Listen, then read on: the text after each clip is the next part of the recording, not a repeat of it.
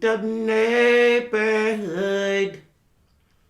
True crime, horror, dark, deep, and mysterious. What the is going on? Type of stories number 4. Getting that neighborhood. My brothers and sisters, are there exceptions to the rules where sometimes murder is justifiable? I asked that question because in this story, you will either agree with the vigilante actions or you will see her as nothing but a cold-hearted killer herself. I will leave that to you to decide. But before we get into today's story, my brothers and sisters, I need y'all to do one thing for me. Get whatever you might need. Get what you need. This is the story of Marianne and Anna Bachmeier. Y'all got what y'all need? Y'all ready to go? Then let's go.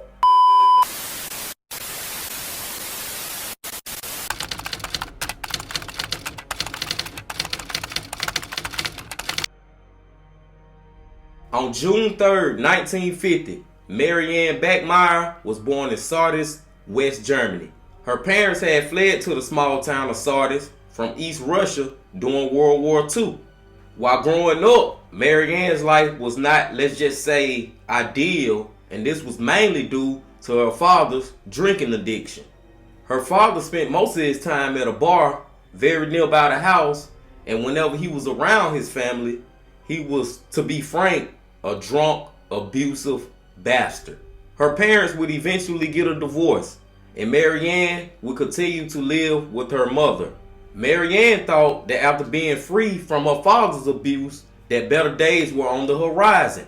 However, her mother would end up marrying another very abusive man, and this man would describe Marianne as a troubled adolescent. This would create turmoil once again in the household, and Marianne's mother would start to blame her for all the hardships, all the problems, all the troubles that they were having in their lives. This led to her mom, who was very heavily influenced by her husband, to kick Marianne out of the home. By the time Marianne was 16, her and her mom's relationship was as broken as her and her biological father's. And it's also at this time that Marianne will become pregnant with her first child. With no financial support from her parents, Marianne will have to put her first child up for adoption because the high school freshman did not have the means to care for her child.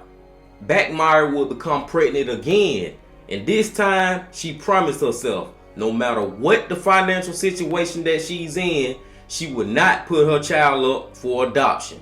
However, during her pregnancy, she was sexually assaulted by a man, and this traumatized her so much till she would also put her second child up for adoption. In 1972, Marianne would start working at a bar named Tapasa, where she would become pregnant for the third time by the manager of the bar named Christian Berthold.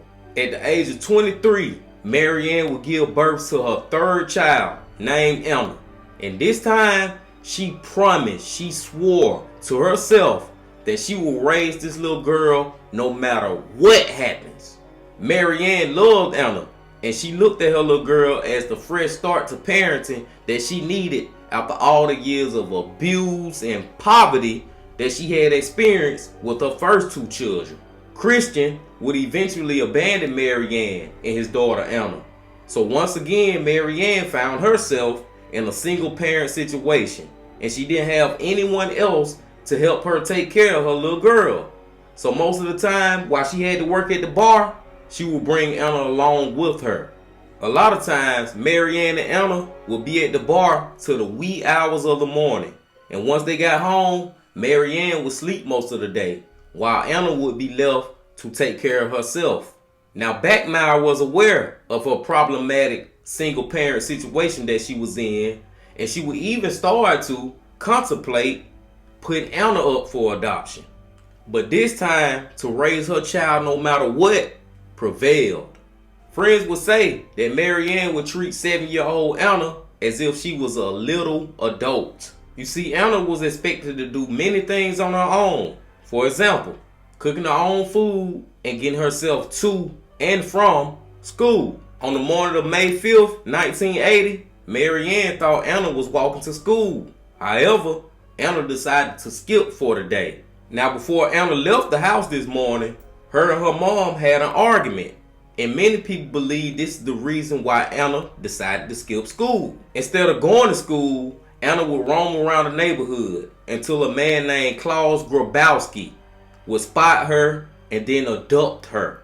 Now, Klaus and Anna already knew each other before this encounter, because a lot of times after school, Anna would stop by Klaus's house to play with his cats. After Grabowski abducted Anna, he would take her back to his home where he would sexually assault her for hours, and eventually he would strangle her to death with his fiance's tights. It is also worth noting that Grabowski was already a convicted sex offender prior to this incident, because in 1973 he had strangled a 6-year-old girl, and a few years later he had also sexually abused 2 more children.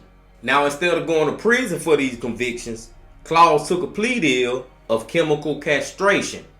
Basically, this meant he would be put on medications that will hopefully stop his desires of being pleasured by underage children.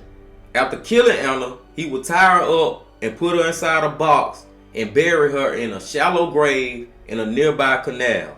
With the help of Grabowski's fiancée, the police would find out and arrest him for Anna Bachmeier's murder. Once arrested, he had told the police that the only reason that he killed Anna is because Anna had threatened to tell her mother about the sexual assault just to extort money out of him. On March 3rd, 1981, the murder of Anna Bachmeier trial would begin. And 3 days later, on March 6, 1981, Marianne would make her first court appearance. Now, Marianne was so pissed. She was so disgruntled. She was so heartbroken that Grabowski would rape and murder her daughter, then have the audacity to blame her daughter for all the things that had transpired. So when she stepped in that courtroom on March 6, 1981, hell would not have the fury of this woman scorned.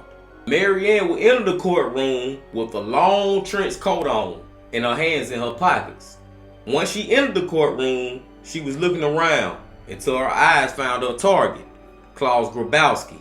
And once her eyes locked on to Klaus Grabowski, keep in mind, Klaus never got to see her because he was facing towards the judge with his backside facing towards her.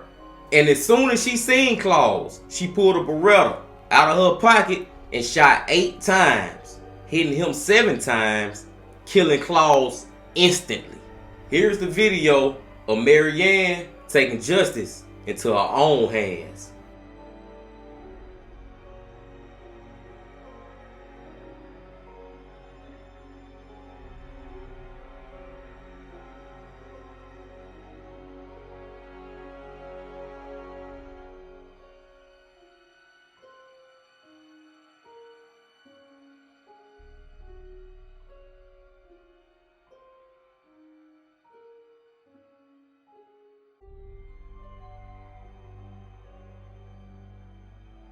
After shooting and killing Klaus, Marianne would be immediately put in handcuffs. And while being arrested, she would look at Klaus's lifeless body and utter the words, "pig."